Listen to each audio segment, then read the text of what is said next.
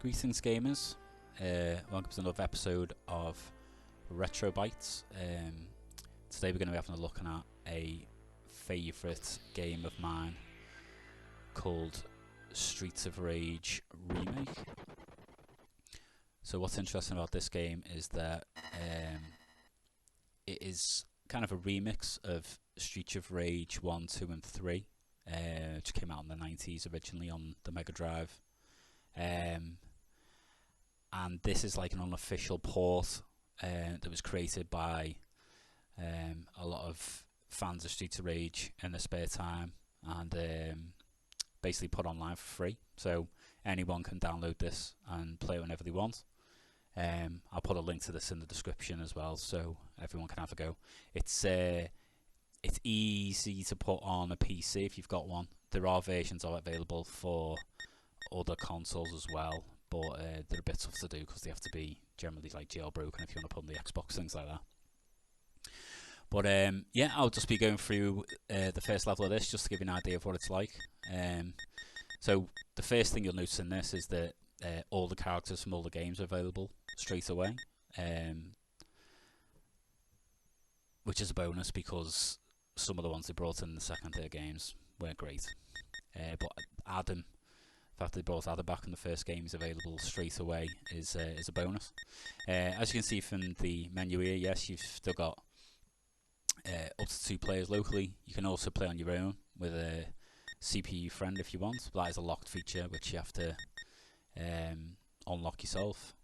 There's also some little bonus modes as well, and there's also a level editor, so you make your own levels, which is great. So in terms of options, you can customize this game quite a lot. Even comes down to changing, the weapon types or the combo types, jump types, death types, and so you can basically pick whatever your favourite version was for any of the 3 games. Plus there's also remake versions of certain things as well. So again, if you wanted to go in through all this, you can do. But we're just going to jump straight into the game. So you've got your 6 characters, all selectable straight from the off. There are secret characters as well that you can unlock later on if you finish the game on certain difficulties. You can even change the colours of the characters as well. I personally always like going as Adam. It's a favourite of mine from the first game, just for like some of the moves that he does. There is a story to this game as well, but we're just going to skip through this for now. Get straight to the main part, which is the route map. So this is totally different from the original game in that you've got multiple routes you can take, and this isn't just at the very beginning. You can pick these all the way through, so it gives you real incentive to replay the game multiple times. I'm just going to pick the original level from Streets of Rage 2, just one of my favourite levels. Let's start off with this.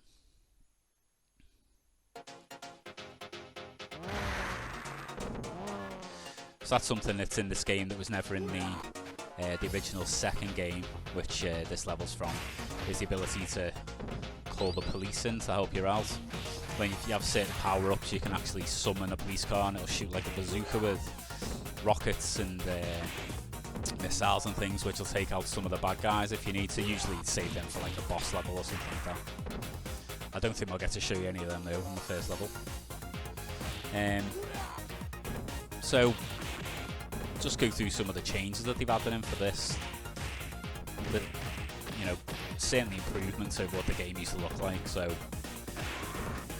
as you can see up there, reflections now actually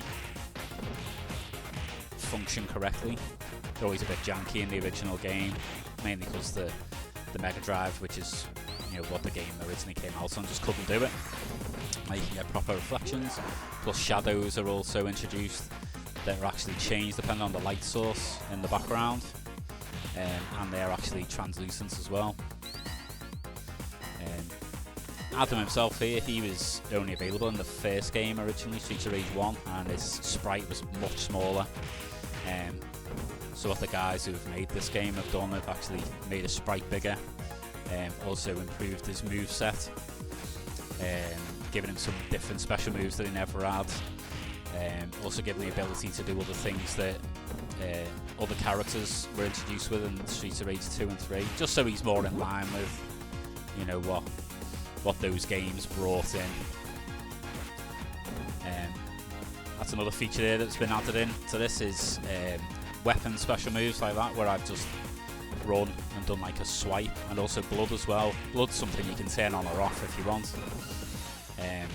Something interesting is brought into this game as well, which it never had in, is guns. So you can get pistols and machine guns, which are available in later levels. You actually take them off the bad guys and use them if you want. Let's take this guy out. What I always liked about this game is the ability to hold the enemy, and you can do moves to the front of the body, or even do like a flip over the back and then throw them, or do like a power driver, or like a suplex. And again, that's something you don't get in many modern beat 'em ups.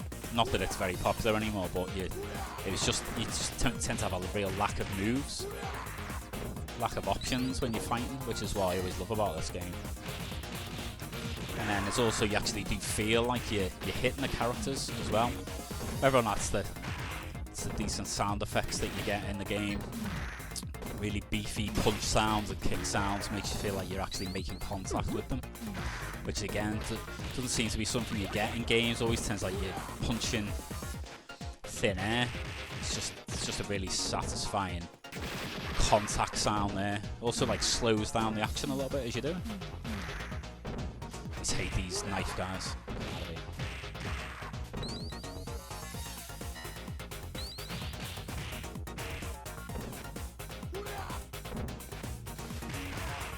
If you do get this game though, I highly recommend you play it with someone else. Playing co-op with someone is great. Really improves the game, especially because you can do special moves off each other as well. You can actually hold the back of the other character and they can do like a kick, or you can also do like a somersault off them. Really helps you out in later levels where it gets really crazy.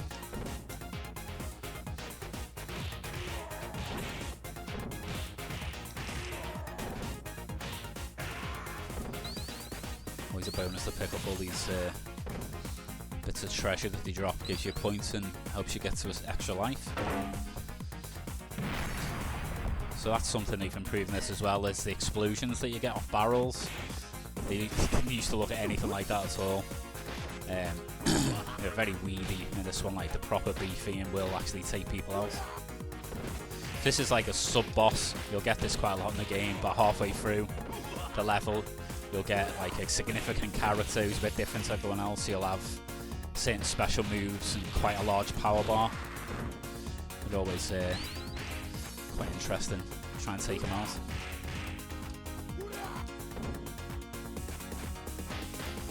Oof.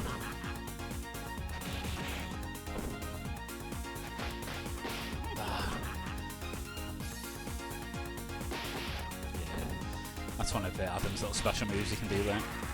Just take some of your power bar though when you use it, so just gotta be careful on that.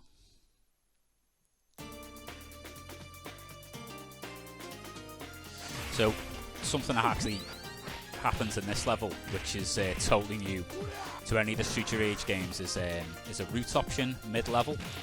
So I'll show you when it comes up, but a bit further in this level you'll get an option to go upstairs in this building. And basically take a different route through the level, which again was never in the original, and this is something that the guys who developed this put in. It's just a nice little bonus, and again just gives you the incentive to replay through the levels again, which I'm sure you'll do if you like this type of game.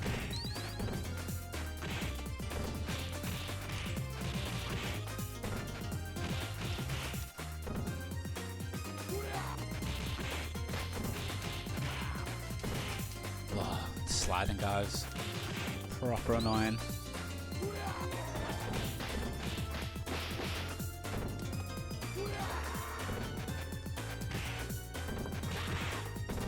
These uppercut guys are always annoying as well. You gotta watch out if you ever do like a jumping kick on them. They'll just take you out mid there.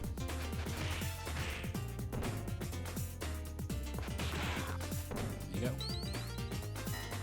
Right, so there you go, yeah. So you've got the option to go up there. I personally like over here coming staying down the bottom area. This is like the original level.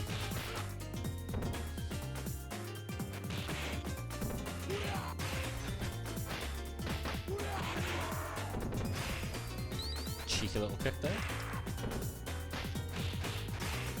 So what's quite interesting, that guy behind the bar there is actually the final boss in this level, and he'll does one in a minute, and then you'll fight him outside in the alleyway.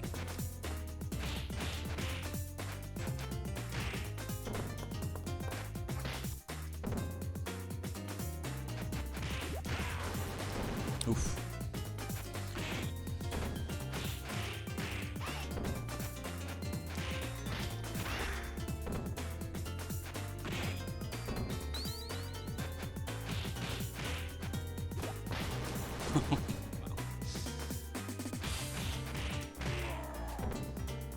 These little electric whip ladies, proper pesky.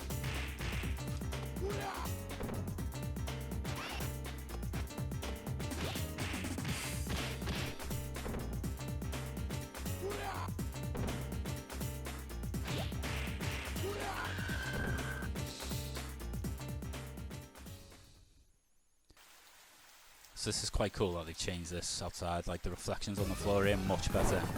Plus you've also got the added thunder and lightning, which the original game never had, which really does add a bit to the atmosphere in this bit.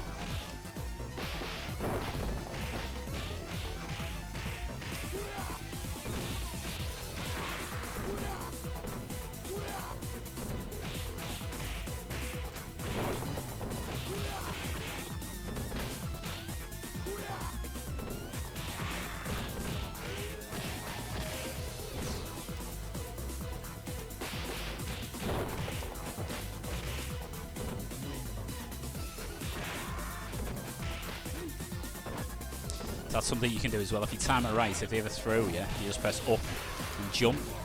You can actually land on your feet. Saves you losing that bit of energy. This guy is a right pain, especially when you start blocking.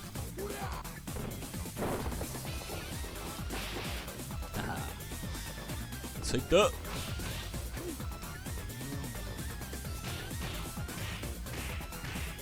And that's it.